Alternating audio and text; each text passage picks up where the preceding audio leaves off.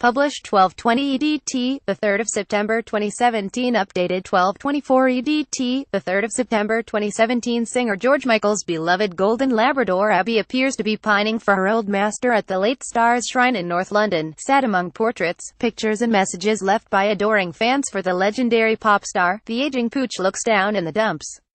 Now looked after by George family, it is thought that she has lost her appetite since the faith hitmaker died at Christmas last year.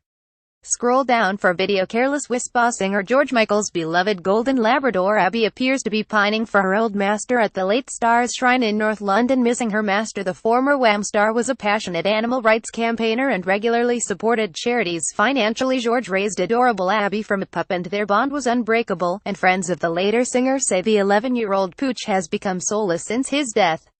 Abby has often been taken to his shrine on walks since the Careless Whisper songwriter died aged 53. Fans have seen her sniffing flowers left for George as well as inspecting the cards after being let off her leash.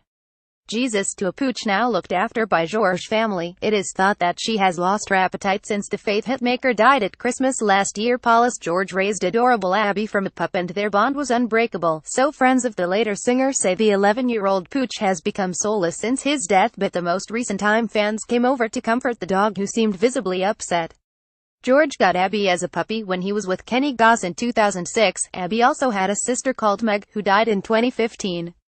It was reported at the time that George was inconsolable, often calling them his girls and his two best friends.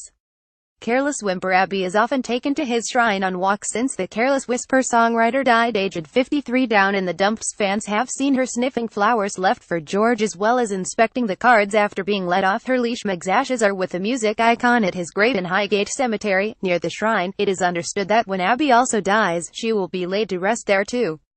The former Wham star was a passionate animal rights campaigner and regularly supported charities financially. Beloved pooch. George got Abby as a puppy when he was with Kenny Goss in 2006.